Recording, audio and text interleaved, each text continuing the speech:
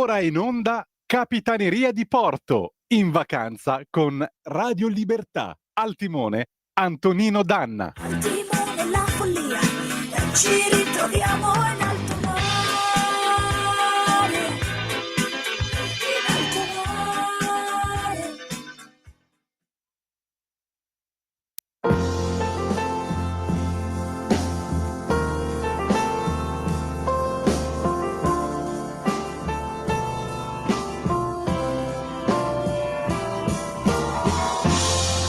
Da molto tempo questa stanza ha le persiane chiuse, non entra più luce qui dentro,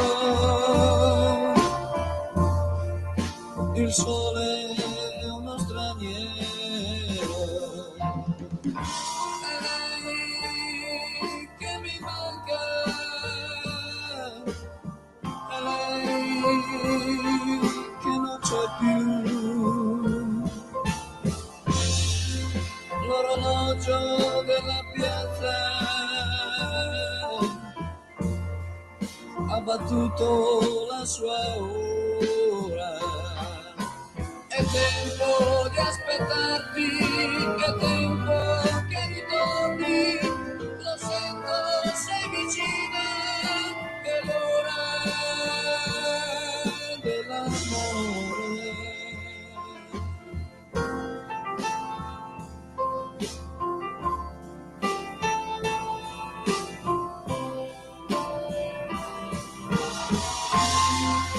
Il vuoto della vita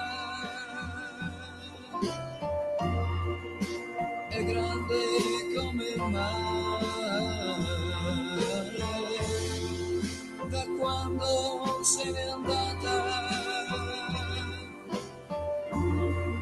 io non l'ho vista più. Lei che mi manca, lei che non c'è più. L'orologio della piazza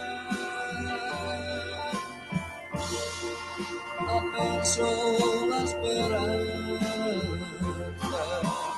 Io no, che non l'ho persa, io aspetto che ritorni, ti sento, sei vicino. Sei vicina, è l'ora dell'amore.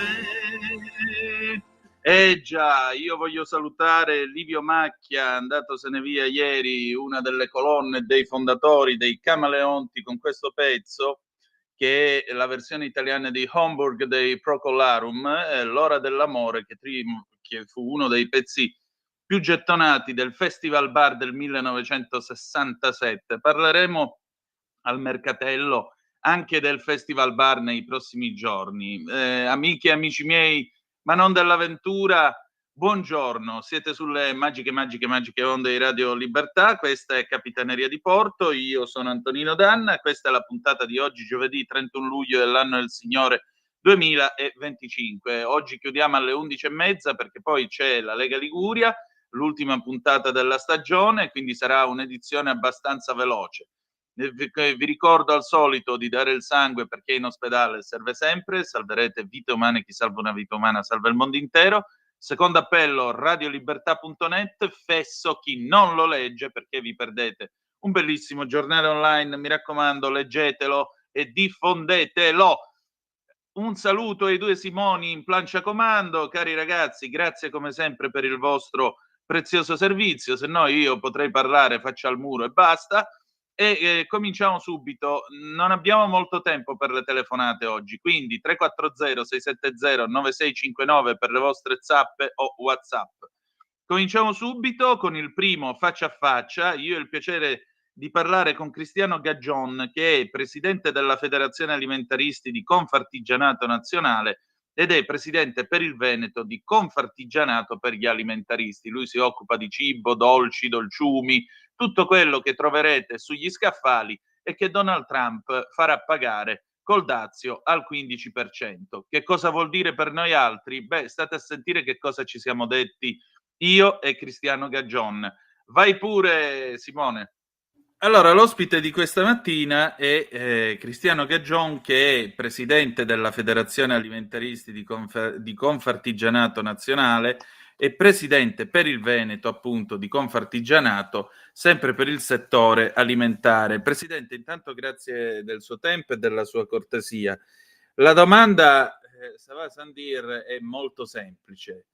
Questi dazi al 15% che alla fine sono stati imposti da Trump nei confronti dell'Unione Europea inevitabilmente ci cadono addosso. Quando poi saremo davanti agli scaffali nei prossimi mesi, che cosa succederà?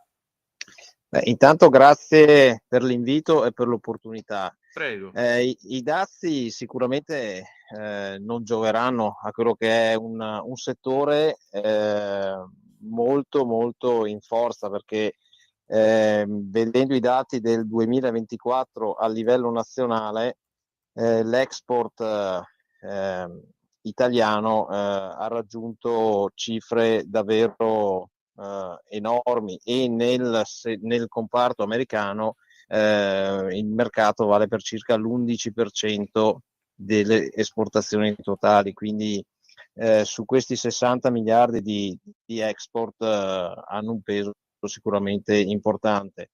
Quello che penso io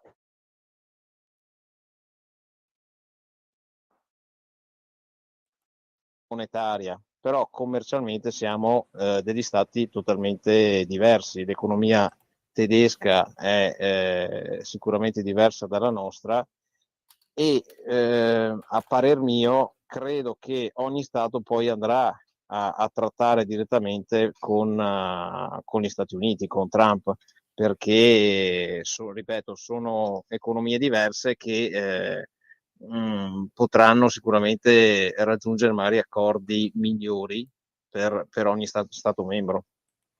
Beh, la speranza è questa, anche se naturalmente ci è toccato trattare tutti assieme a livello europeo. Ecco, tra le cose che noi esportiamo in America a livello appunto alimentare, di questi 7 miliardi circa, così a occhio e croce, che adesso vengono a essere messi in discussione dai dazi, che prodotti ci sono? Beh, il comparto agroalimentare ha dei prodotti importantissimi. Tutto il beverage è uno dei prodotti che vengono più esportati negli Stati Uniti. Tutto quello che riguarda la produzione di pasta, tutto il comparto dolciario, molti sono i prodotti che vengono esportati negli Stati Uniti e un po' in tutto il mondo. Basti pensare ai prodotti per le ricorrenze, quali i panettoni, le colombe e lo stesso cioccolato, che anche questo è uno dei prodotti che comunque lavoriamo e poi esportiamo.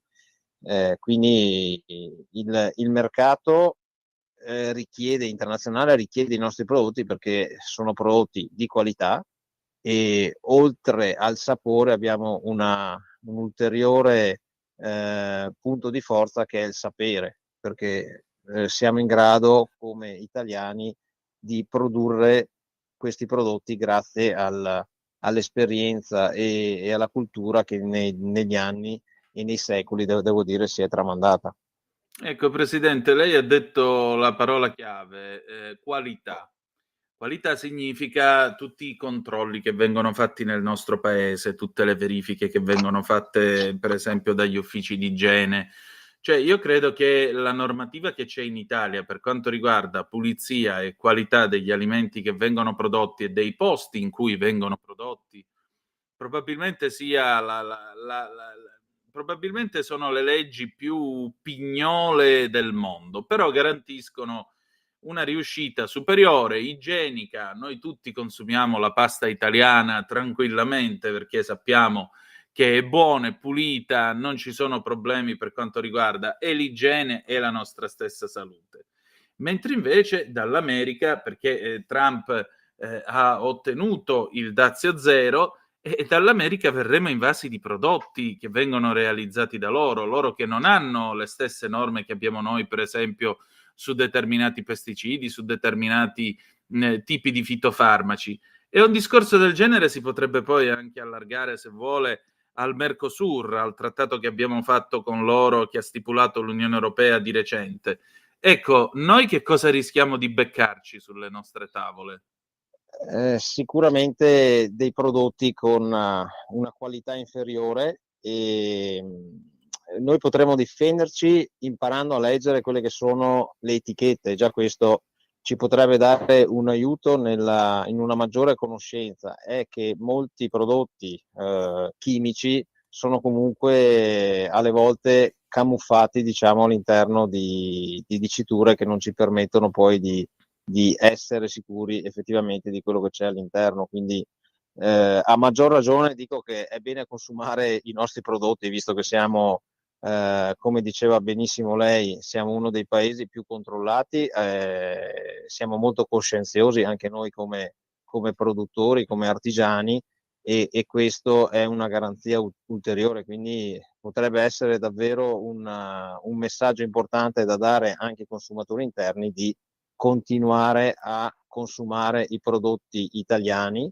i prodotti local, quindi il famoso chilometro zero, o comunque in prossimità di dove tutti noi abitiamo ci sono aziende che producono tantissime varietà di prodotti, e questo è uno stimolo in più proprio per far rifiorire anche la nostra economia interna.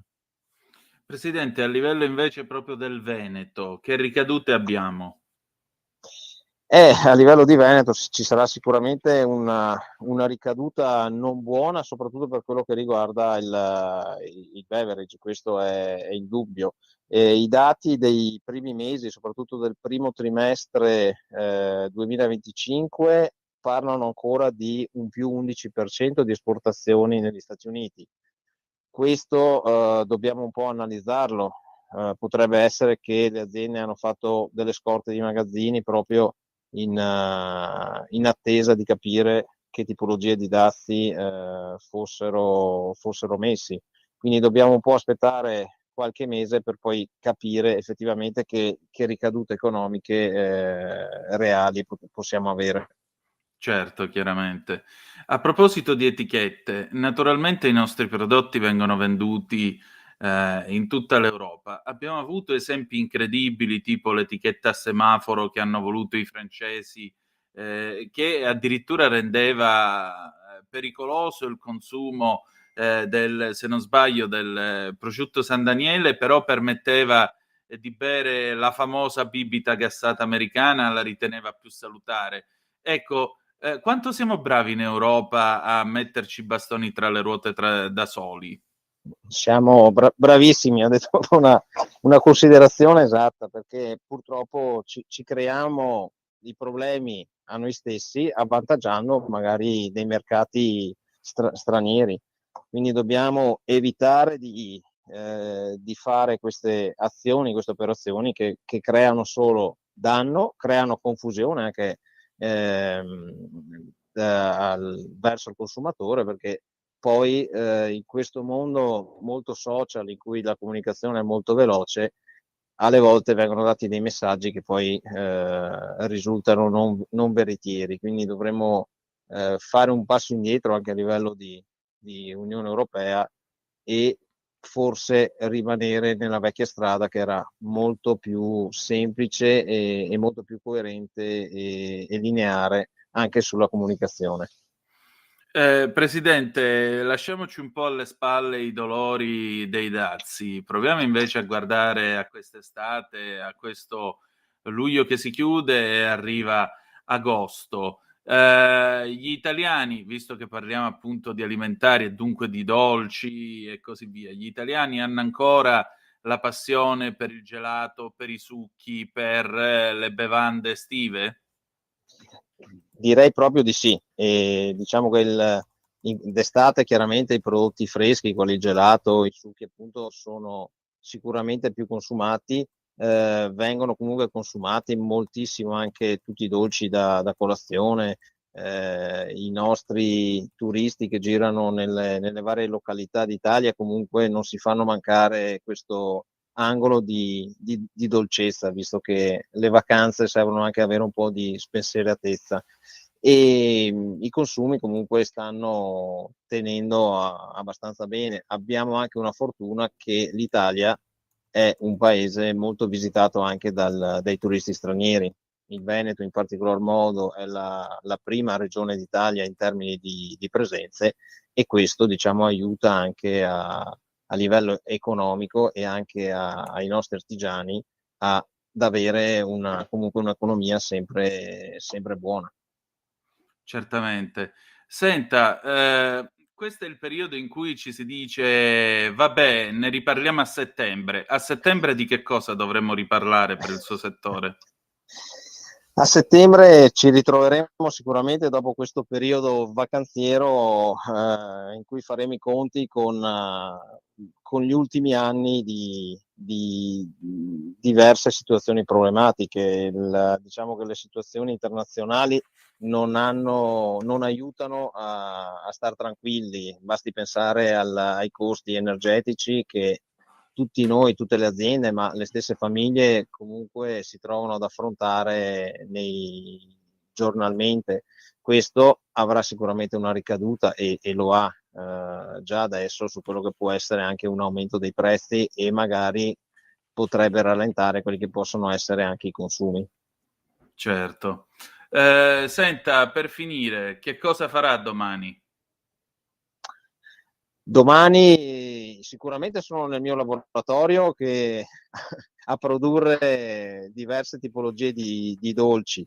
Per quello che riguarda la Confartigianato, continueremo a promuovere quali che sono i nostri principi.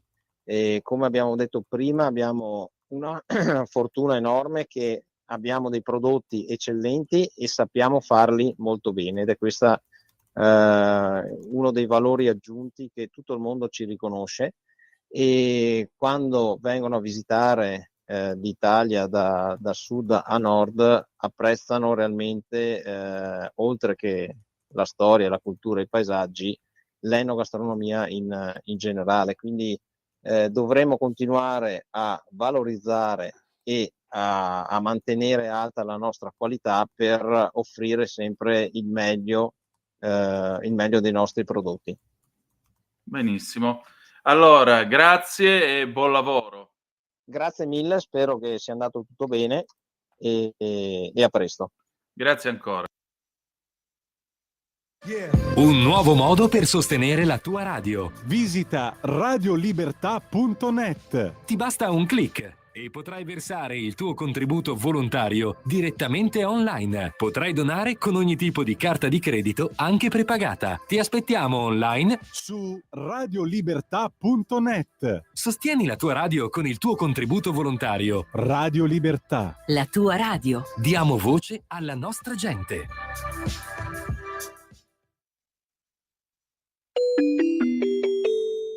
Qui Parlamento. E allora, sono le 11, 2 minuti e 28 secondi sulle magiche onde di Radio Libertà. Adesso noi dovremmo avere già al telefono l'onorevole Gianangelo Boff. Onorevole, c'è? Buongiorno. Buongiorno e Voi e bentornato e radioascoltatori. bentrovato. Grazie. Senta, onorevole, allora parliamo un pochettino del futuro delle opere pubbliche che sono state realizzate e che si stanno costruendo appunto per le Olimpiadi di Milano Cortina del 2026. Una grande occasione, un'occasione tra l'altro per mostrare le eccellenze del nostro paese anche a livello infrastrutturale, perché l'Italia, quando si tratta di costruire cose, non è seconda a nessuno. E dopo che cosa succederà, onorevole? Sull'emendamento che abbiamo presentato è appunto per dare continuità alla società Simico anche dopo le Olimpiadi, ma cosa che è normalissima. Difatti non capiamo questo scandalo che stanno sollevando le opposizioni su una cosa che è normale. Se voi pensate che una semplice adunata degli alpini, il comitato organizzativo si scioglie 3 anni dopo la adunata proprio perché ci sono tutta una serie di rapporti che vanno chiusi eccetera, è normale che una società che fa infrastrutture sia per le Olimpiadi, ma poi infrastrutture che rimangono anche ai territori. Se ricordiamo a Milano, ad esempio, con l'occasione delle Olimpiadi vengono fatti gli studentati universitari, che che ovviamente in un certo momento vengono dedicati alle Olimpiadi e poi vengono riconvertiti e destinati all'uso per la città, per gli studenti della città. Ma cito un esempio, per citarne molti altri, di opere anche magari sportive che poi vengono magari destinate all'evento sportivo e successivamente vengono utilizzate per creare un reddito, per creare un'attrattiva economica anche di quei territori. Quindi vi è la necessità che la società che programma tutto questo abbia una continuità anche dopo, per chiudere tutti i rapporti, per riconvertire le opere e per completare le opere anche stradali, infrastrutturali, che necessitano per le Olimpiadi. Quindi non si capisce veramente, anche perché voglio dire, l'opposizione si ricorda bene quando le cose le facciamo noi, ma io vorrei ricordare che quando Sala era commissario dell'Expo a Milano, le opere dell'Expo e la società Expo finirono 3-4 anni dopo l'Expo, quindi è normale, ma solo che quando commissario è Sala e poi viene candidato a sindaco di Milano, allora questa è una cosa normale. Quando invece il presidente della società e il commissario è del centrodestra, la sera in cui si chiudono le Olimpiadi dovrebbe finire tutto. Cioè, è chiaro che è la palissiana questa cosa qua, che è di parte e è solo un attacco strumentale verso una richiesta di emendamento che è del tutto normale.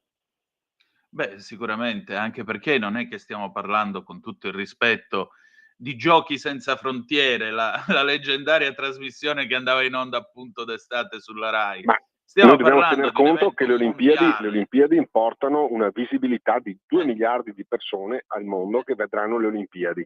2 miliardi di persone al mondo che vedranno le nostre montagne, le nostre città, il nostro territorio, e quindi un palcoscenico di visibilità e di indotto che è importantissimo per il nostro paese. Certo, sicuramente. E soprattutto per le opere che restano, che è la cosa più importante. Voglio dire, a Roma c'è ancora il villaggio olimpico che è stato fatto per le Olimpiadi del 1960, quindi non vedo davvero lo scandalo su che cosa resterà delle Olimpiadi Cortina del 2026. Onorevole, ma ecco, lei giustamente dice: quando ci siamo noi pare che finisce l'evento dobbiamo chiudere baracche e burattini, quando ci sono gli altri è sempre buono e benedetto. Ma perché c'è questa sfiducia verso le cose che vengono fatte, peraltro da una compagine, da un governo che è il governo del fare? Ma io vorrei citare, mia nonna era una persona che non ha avuto modo di studiare molto, ma era una persona molto saggia, e mia nonna mi diceva sempre: ricordati che chi ha il sospetto ha anche il difetto.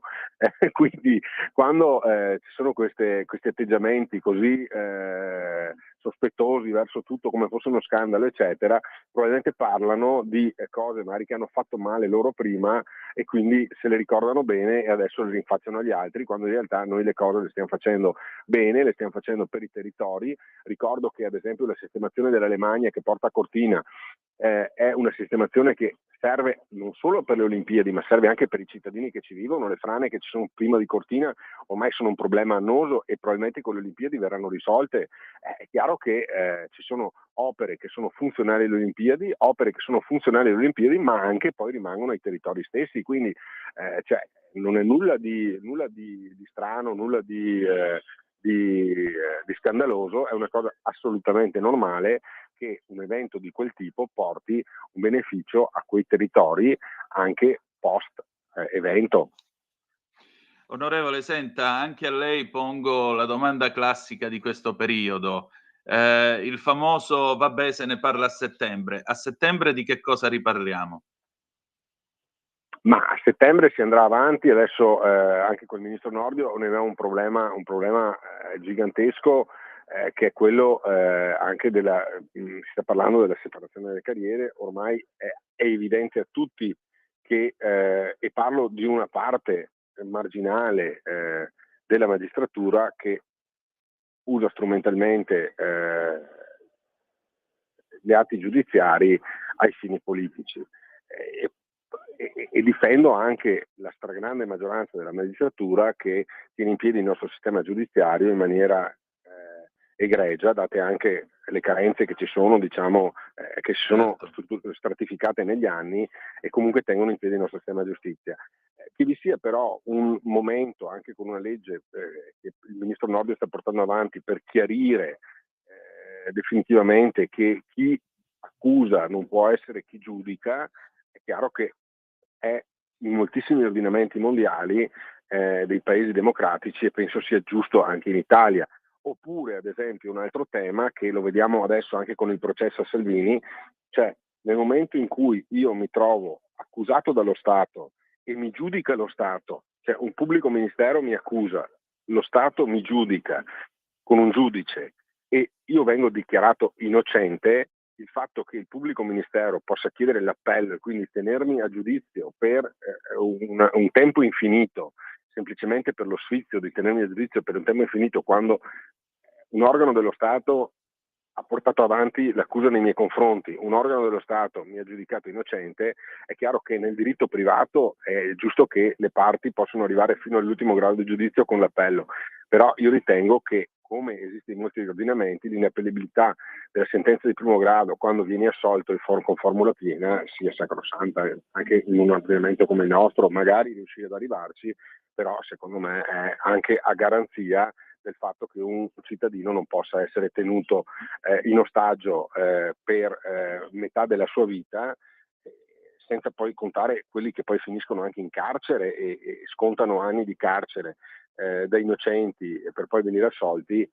Questo è un sistema che va corretto.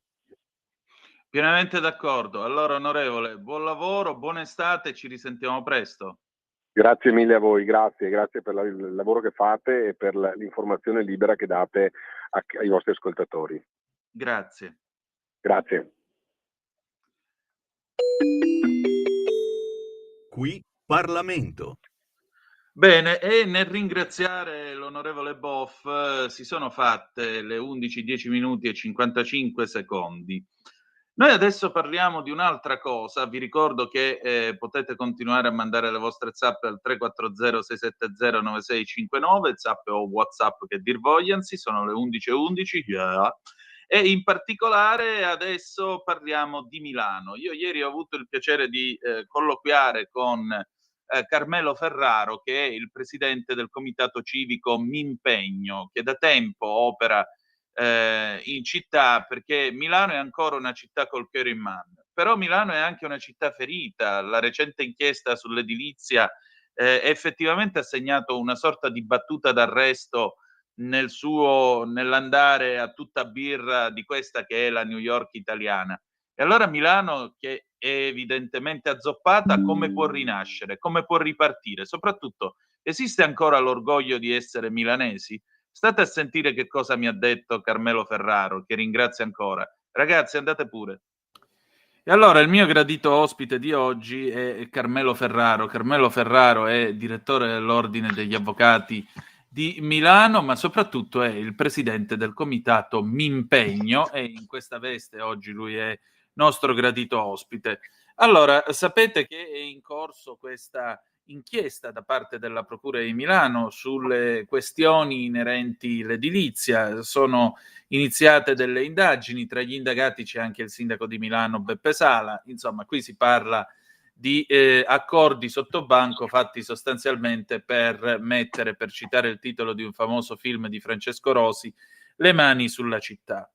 Ma il nostro gradito ospite di oggi ha scritto, insieme all'amico Gianfranco Pepe, che voglio salutare, un pezzo sulla mia finanza nel quale si dice: Milano si è spento il sole ma può ancora risorgere, serve un nuovo piano per Milano che metta al centro le persone. Allora Carmelo, intanto come è ridotta questa città, ringraziandoti prima di tutto per il tuo tempo, e poi vediamo insomma che cosa si può fare. Allora, grazie intanto a te e grazie agli ascoltatori che ascoltano.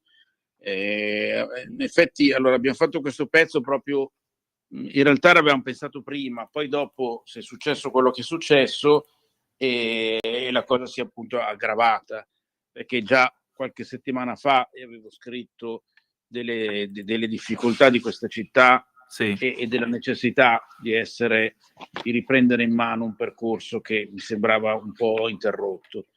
Poi succede questa bufera ovviamente, della quale dal punto di vista giudiziario io mi auguro naturalmente il bene di tutte le persone che sono coinvolte, e finché non c'è una parola fine continuerò ad augurarmi che vada tutto bene, questo naturalmente a livello personale.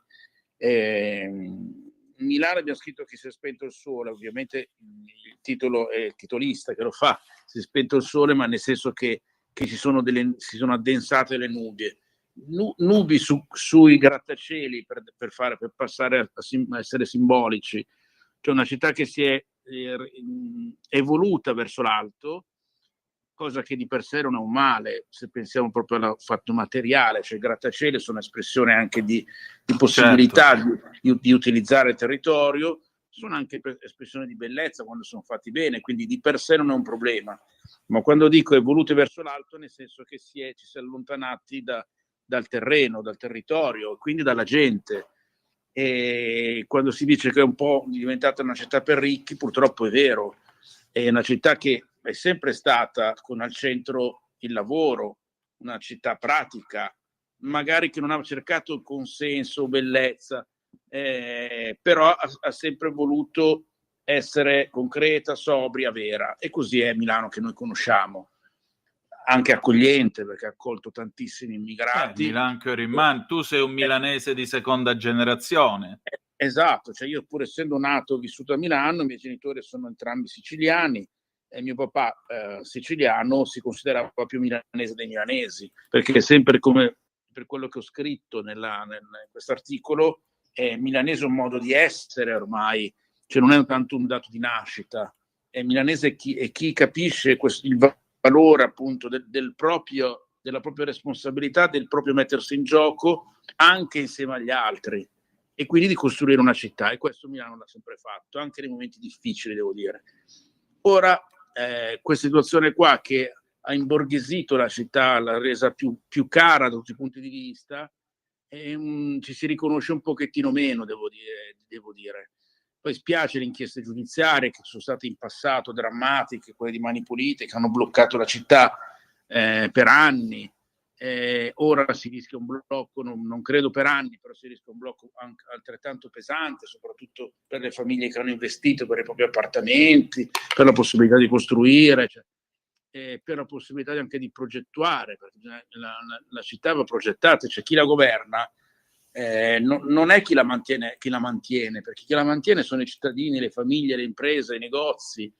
Però chi governa deve dare un indirizzo, deve avere la lungimiranza di dare un indirizzo e di facilitare l'opera di tutti gli altri. Ecco, in questo momento sembra che l'indirizzo non ci sia, ma anzi sia un indirizzo a perdere, perché se noi perdiamo la possibilità delle famiglie, dei giovani di costruirsi una casa, di avere una casa, i dipendenti pubblici che scappano perché vincono i concorsi nel mondo della giustizia, della sanità, della scuola, e prendono posto e poi se ne vanno via, perché lo stipendio che hanno non è con quello stipendio tu non ti paghi neanche l'affitto, per non parlare di tutto il resto. Ecco, questo è quello che noi diciamo che alla fine manca un po' il cuore, e che dobbiamo tornare al cuore delle persone.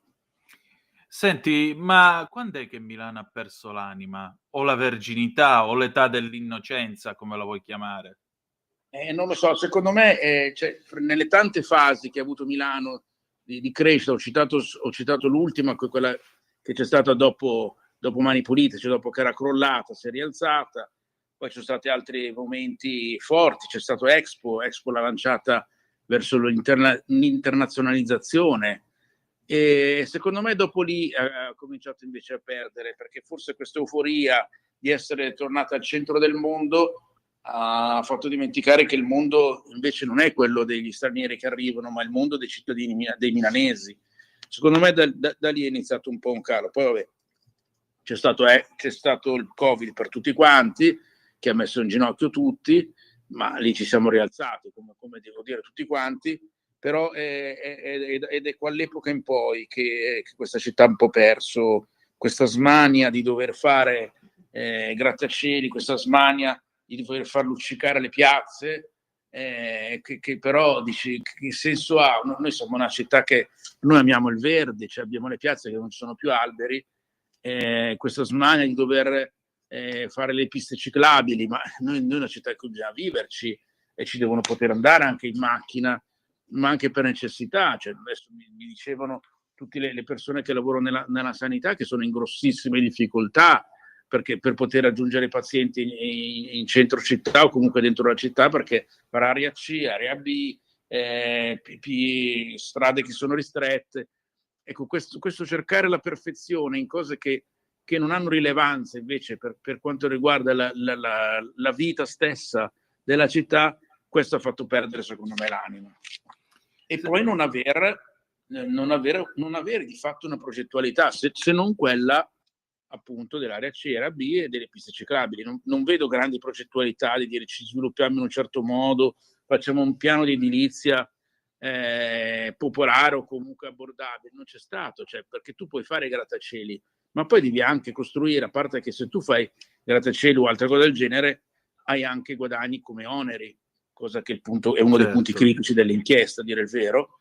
E con questi tu magari costruisci una serie di abitazioni abbordabili a tutti, e invece questo non c'è stato, cioè, quindi è qui che vai a perdere. Poi se questo lo colleghi ai negozi che chiudono, tutti i negozi in centro, non solo in centro, che hanno chiuso, e quindi spopoli, si aggiunge a questo che non c'è stato mai un piano sulla sicurezza che è stato trascurato, però anche questo senza dire militarizziamo la città, però se la gente si sente insicura, la gente vive peggio, vive male e abbandona, fra virgolette, il territorio perché hai paura e quindi ti muovi in modo diverso rispetto a prima. Quindi un mix di queste cose che ti ho detto secondo me hanno reso possibile adesso queste nebbie che ci sono. Senti, naturalmente voi siete un comitato civico, però è altrettanto vero che la politica è l'arte del fare, o comunque l'arte del possibile. Per cui, a maggior ragione, la domanda è: il centro-sinistra ha terminato ormai la sua parabola in questa città? Cosa lascia e che cosa non ha funzionato? Allora,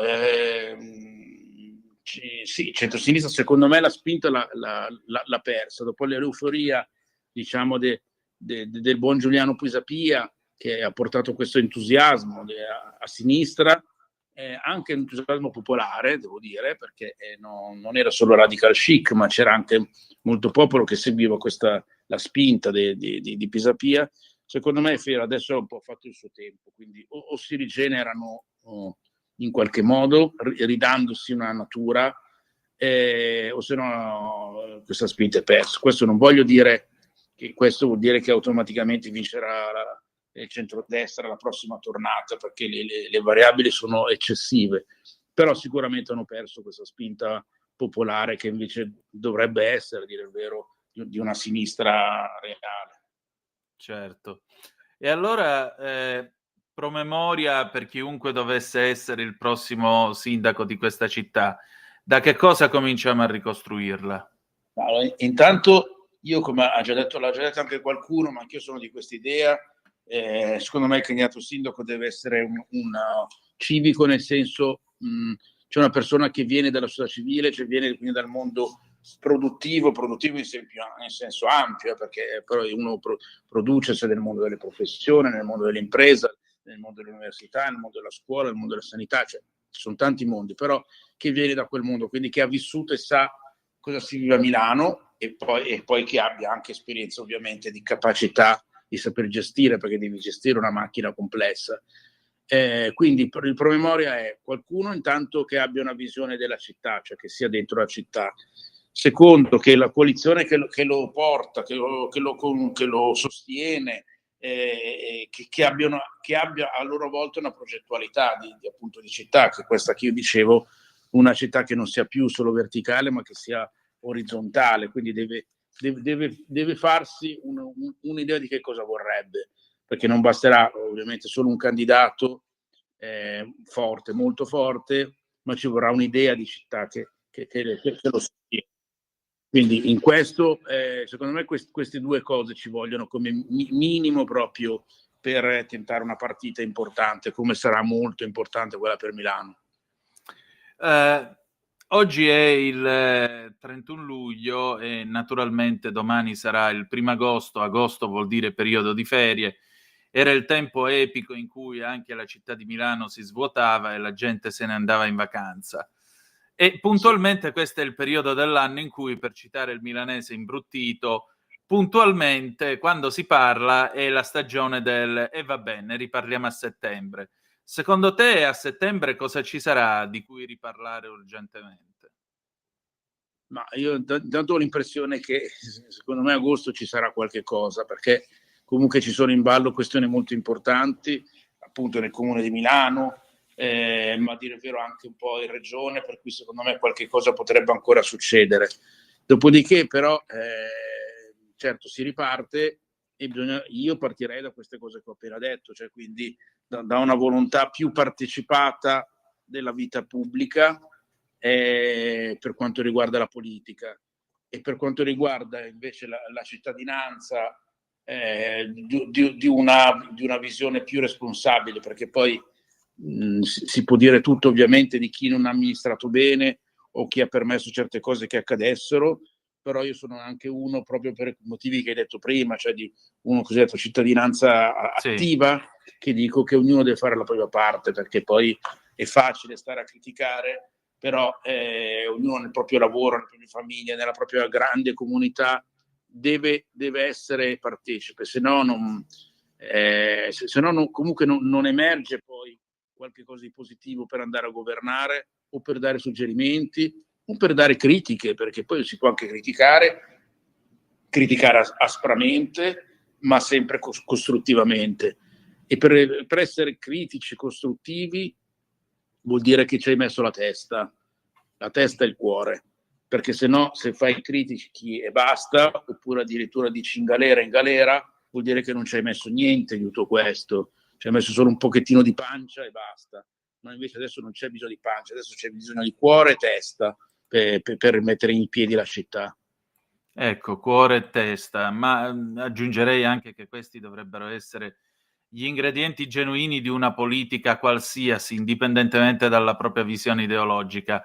Senti, invece, come si chiude, perché generalmente questo è periodo di bilanci, come si chiude questa stagione di impegno? Ma allora, la stagione di impegno adesso effettivamente si chiude, perché dobbiamo andarcene tutti quanti in vacanza e rigenerarci con le nostre famiglie, con le nostre comunità più ristrette, diciamo. Quindi ora si chiude con un bilancio estremamente positivo, con un finale scoppiettante e con tantissime progettualità pronte per essere altrettanto scoppiettanti da settembre, sapendo che abbiamo tanti obiettivi davanti. Abbiamo la sanità, che è un tema sul quale vogliamo giocare molto, perché la sanità è di tutti i cittadini. Abbiamo la cultura, che è un modo per far rinascere i quartieri e risvegliare le persone. Abbiamo il dialogo politico che noi vogliamo animare, come sappiamo fare, cioè in modo non sguaiato, aperto, inclusivo. E quindi insomma abbiamo tante sfide, e anche questo di cui abbiamo parlato prima, del tema dell'urbanistica e della casa, sulla quale vogliamo dire la nostra ed essere propositivi.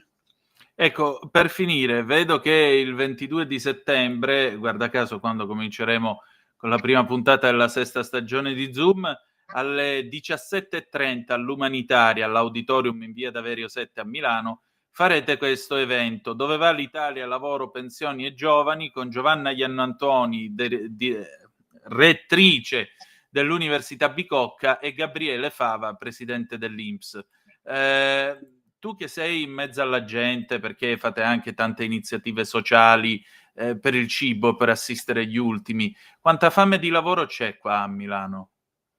Ce n'è tanta, anche se comunque ritengo che possibilità a Milano ce ne sono. Comunque chi cerca e ha voglia in qualche modo lo trova, però sicuramente ce n'è tanta, anche voglia di cambiare e anche voglia di rimettersi in gioco, perché i problemi ce l'hanno soprattutto gente di mezza età, che magari hanno imprese o studi che sono un po' in difficoltà, e quindi vanno anche loro altrettanto in difficoltà.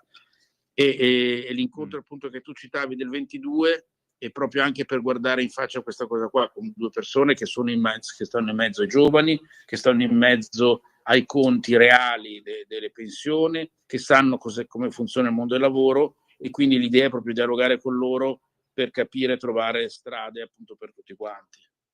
E allora, a maggior ragione, buone vacanze intanto, caro Carmelo, e ricordiamo ai nostri ascoltatori il prossimo evento, il 22 di settembre, presso l'Umanitaria, cioè in via Daverio 7 a Milano, ore 17:30, dove va l'Italia, lavoro, pensioni giovani, con Giovanna Iannantuoni, rettrice della Bicocca, e Gabriele Fava, presidente dell'INPS. Se vi volete iscrivere, info@mimpegno.com.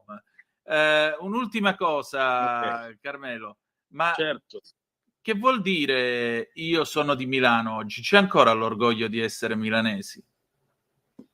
Bravo, hai ragione. Secondo me si fa fatica un po' a dire questo oggi, sbagliando ovviamente, perché se non lo si dice vuol dire che si è perso un pochettino il senso della storia di questa città. Io ne sono profondamente orgoglioso, e più guardo la storia anche di mio papà, più ne sono orgoglioso di essere milanese. Però hai ragione che questo si è un po' perso, anche per faziosità, perché uno guarda alla sinistra, alla destra, e quello e quell'altro, cioè, quindi questo incrina un pochettino un senso di appartenenza ad una storia e ad un luogo che è stato culla di cultura, di arte, di produttività, di musica, di bellezza, di Expo, adesso di Olimpiadi, cioè di tantissime cose che hanno rilievo internazionale. Però hai ragione te, purtroppo questo senso di appartenenza a questo un po' si sta perdendo, si è perso. Questo mi spiace molto, effettivamente. E per risvegliarci, ripeto, ci vuole quello che abbiamo detto in questa puntata.